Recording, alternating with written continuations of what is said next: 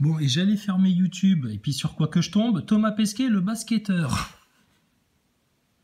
Il est vraiment partout. Mais c'est comme ta picouse et ta soupe, etc. Regarde, partout, en mode je danse, partout, la propagande, tout le temps, partout, à répétition, chez les basketteurs, chez les enfants, chez Énergie, pour te parler de branlette, maintenant pour te parler de basket. Qu'est-ce qu'il raconte Thomas Pesquet? Qu'est-ce qu'il dit, madame? Non mais t'as entendu, madame, ce qu'il raconte Thomas Pesquet? C'est des mensonges. Basketteur autour de la table. Aujourd'hui, regardez le casting. Rémi Reverchon, bonjour. Bonjour Marie. Jacques Monclar, bonjour. Bonjour, bonsoir. Le basketteur et astronaute également, Thomas Pesquet. Bonjour Thomas. Bonjour. On est ravis de vous accueillir dans NBA Extra, de vous entendre enfin parler de votre passion du basket, parce que vous êtes un basketteur, on peut le rappeler. Je suis un basketteur, ouais, si j'avais pu choisir entre faire la NBA, aller dans l'espace, j'aurais sans doute à l'époque choisi la NBA. Finalement, heureusement pour moi, peut-être, j'avais pas les capacités et mon plan B d'astronaute a plutôt bien marché.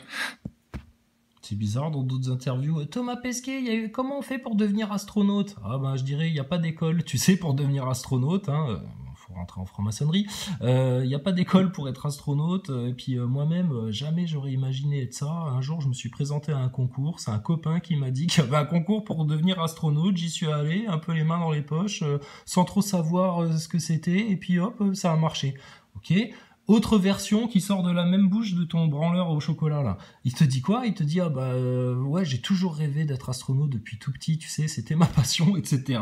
À d'autres moments, j'aurais préféré être basketteur, j'ai un peu raté ma vie en devenant astronaute. Lève les bras, Thomas, qu'on voit si t'as des auréoles. Et alors, moi, ce qui me fascine, tu sais, c'est là que tu vois que c'est un produit marketing, Thomas Pesquet, qui est là pour te vendre une sauce faisandée, une arnaque, une supercherie, comme avec ton coco. C'est que partout où il va, qu'ils viennent te parler chez Énergie, ou qu'ils viennent te parler de basketball, ou qu'ils viennent te parler de n'importe quoi, il faut qu'il ait son t-shirt ESA, Mission Alpha, astronaute, Thomas Pesquet, commandant, welcome on board. Welcome on board. Parce que sinon tu le reconnais pas. Sinon, si le mec il venait habillé normal, tu te dirais ouais, c'est un bouffon en fait le mec là. Il a besoin de l'emballage, le produit là. C'est un produit, sans l'emballage, il n'a aucune valeur. Et l'emballage, ça sert à quoi? À t'apporter des belles couleurs, un petit truc tactile, un petit bruit, un petit truc qui va faire que t'as envie de l'acheter. Ton Pesquet, c'est pareil. Putain, je te dis, on le cerne à 360 degrés, tout votre système, on le cerne, vu qu'on cerne le pyramidion de votre pyramide. L'œil au-dessus de la pyramide, l'œil de Satan, là, c'est quoi l'œil de Satan? D'où ça vient? Comment il se diffuse dans la société? Pourquoi? Comment? Mais ça, les complotistes ont compris. 70%, 80% du topo. Mais il leur manque le pyramidion, et c'est dommage, parce qu'ils auraient le pyramidion, et ils le maîtriseraient, le pyramidion, mais le système, ils le plieraient à leur volonté. En espérant que leur volonté soit la volonté du Seigneur, du Tout-Puissant, du Tout-Miséricordieux. Mais ouais, j'ai grandi avec une passion pour le basket et la NBA en particulier. Toujours important d'avoir un plan B. Exactement. Donc quand on réfléchit à son... Ouais, toujours important d'avoir un plan B quand, rappelez-vous de la conférence au Bourget, tu sais, puis il la regarde, ouais, bien sûr, regarde. Important d'avoir un plan B. Exactement. Donc quand on réfléchit à son... Exactement, ouais. Putain, si tu savais. Alors, Thomas Pesquet, vous aviez un plan B le jour où vous avez perdu un panneau thermique dans l'espace, référence à ta conférence au Bourget, et que vous l'avez remplacé de manière correcte par un sac de couchage? Pourquoi vous aviez pas 2 panneaux thermiques au cas où, je sais pas, celui-ci vous le perdiez ou faut du stock, non? Partout il y a du stock, partout dans n'importe quelle fabrique de n'importe quoi, il y a du stock, un sous-marin, il y a du stock, il y a des pièces de rechange, il y a des trucs, il y a des machins. Chez vous, non, ça n'existe pas. Il a envie de rigoler, lui. Donc Pesquet, c'est mort, les NASA Boys. Franchement, si vous êtes toujours pas venu en live, c'est bel et bien parce que vous savez très bien, au fond de vous, que putain, vous pourrez rien contre-argumenter, parce qu'on vous le fracasse en fait, votre astronaute là.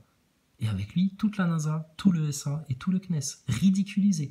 Donc quand on a des espèces de pseudo-Doc Brown ou Doc Marty ou Doc du retour du futur qui te font des prévisions à 2 balles, putain, irrationnelles, sans fondement scientifique pour venir te parler de coco et de picouse, mais permets-nous d'en rire. Et franchement, on les maîtrise. Voilà. Trouve quelqu'un en France qui nous rabattra le caquet, etc. Il n'y a personne, à part ceux qui nous parlent avec plus d'humilité, plus de sagesse, plus de compréhension, plus de bienveillance, plus d'amour, plus de miséricorde de la parole du Seigneur. Devant eux, on s'incline. On est des enfants sages, assis au coin du feu et on écoute. Par contre, tous les autres, taisez-vous. D'accord ? Thomas Pesquet, quand est-ce que tu viens discuter avec nous ? Espèce de mythonaute que tu es. Racontez-nous un petit peu d'où vient cette passion pour le basket. Vous venez d'une famille de basketteurs ? Alors pas du tout. Moi, mon père était président du club de tennis, bénévole, entraîneur du foot, donc rien. C'était ça son métier. On peut voir, Thomas Pesquet, on peut voir tes parents, s'il te plaît. On a besoin de s'expliquer avec eux. Ramène-nous tes parents et ton carnet de correspondance. Votre enfant se masturbe sur son lieu de travail. Oui. Votre enfant se masturbe sur son lieu de travail. Alors, qu'est-ce qu'il fait de son éjaculat ? On ne sait pas. Dans une lingette, dans sa couchette. Je sais pas, mais ça doit sentir la crevette dans la station spatiale. Ramène-moi tes parents, Thomas Pesquet. Faut qu'on leur parle. Hein ? Macron aussi. On aimerait bien voir tes parents, Macron. Il faut qu'on leur parle à tes parents. Espèce de jeune adolescent irresponsable. Peut-être c'est à cause de ça, en fait, j'avais un grand frère qui lui était danseur. Oh putain, Thomas, attends 2 secondes. Avant que tu nous parles de ton frère qui était danseuse. Regarde, un globe. Et dans ces sports-là, donc peut-être j'ai voulu me singulariser. Finalement, au final, il a fait du basket aussi, on a fait ensemble. Mais c'était les années 90, C'était la bonne époque, t'étais jeune, t'étais con, t'étais au lycée, t'étais pas encore franc-maçon. On a une photo de toi avec ton équipe de basket. T'as le regard d'un vicieux, mon gars. Là, t'as l'emballage du gendre idéal, mais ta profondeur, là, ta personnalité profonde, franchement, on l'a bien cerné.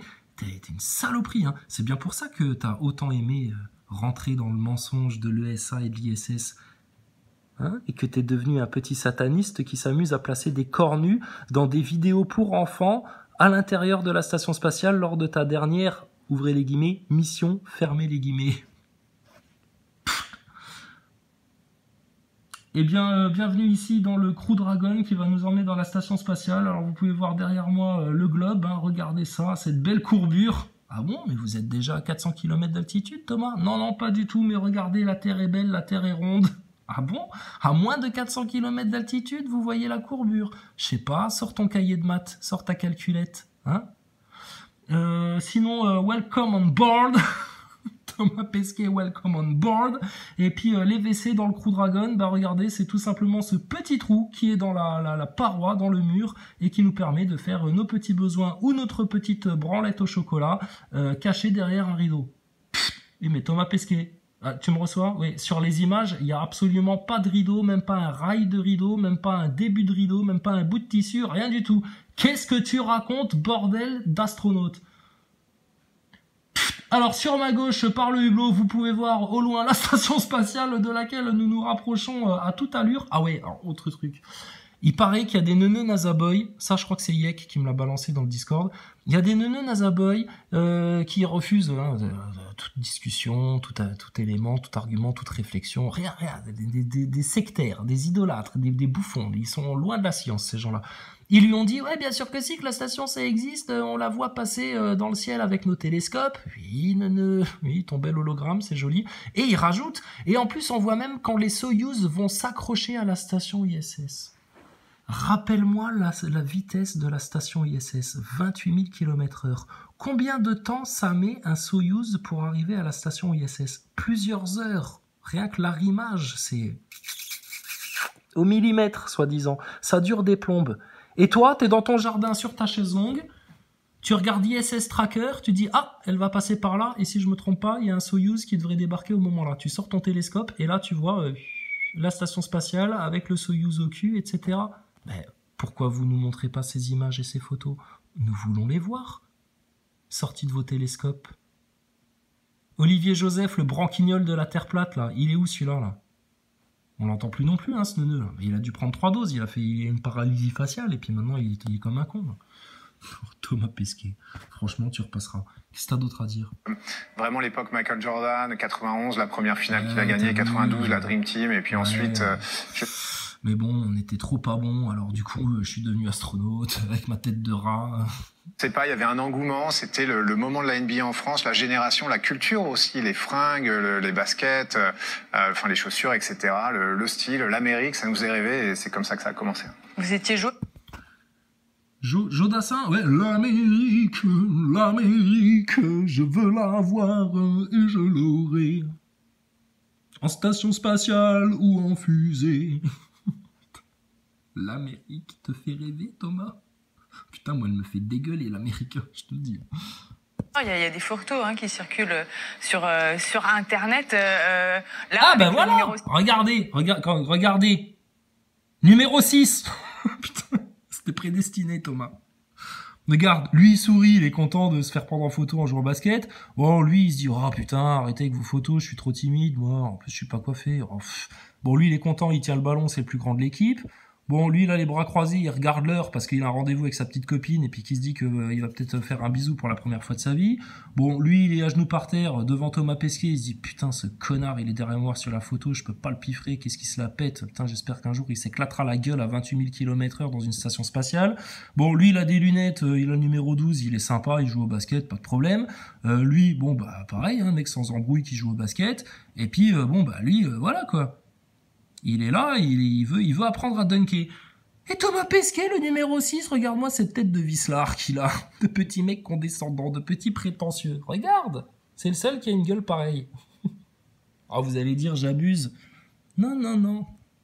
C'est bien vous? Ouais, c'est moi, ouais, c'est pas la photo la plus flatteuse, mais... Il rajoute, j'ai pas vu, il rajoute lui-même, c'est pas la photo la plus flatteuse. Bah pourquoi, Thomas? T'as des beaux petits bras musclés, des belles petites épaules arrondies, t'as le numéro 6, t'as les joues bien roses comme un bon gamin. Pourquoi c'est pas flatteur? Parce que t'as un regard salace? Bah oui, mais t'es un mec vicieux. C'est bien pour ça que les francs-maçons, ils t'ont recruté à la sortie du lycée. Ils ont compris tout le potentiel qu'il y avait en toi pour devenir acteur de craze. Et toi, t'es devenu acteur-naute, encore mieux.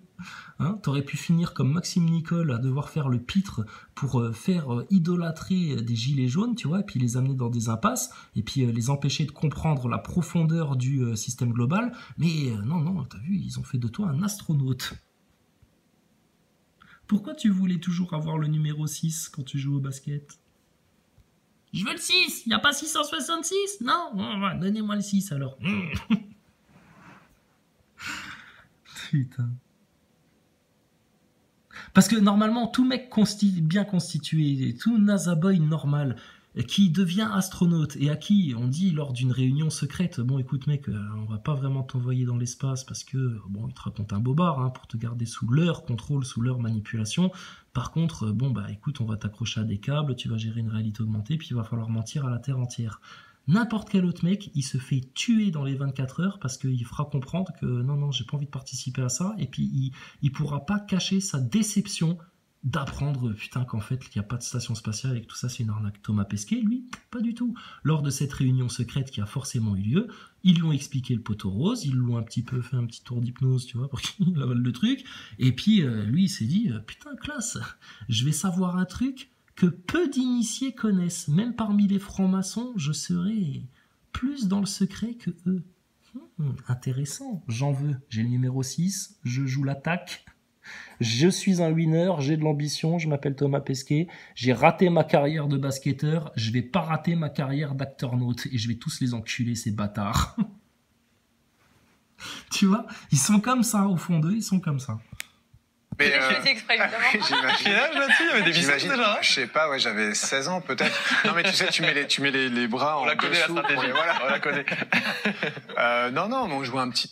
Ah, tu fais ça, toi, sur les photos? Tu mets tes bras en dessous de tes biceps pour te gonfler les bras. Donc t'es un mythonaute né, en fait. T'as toujours été un putain de manipulateur, quoi.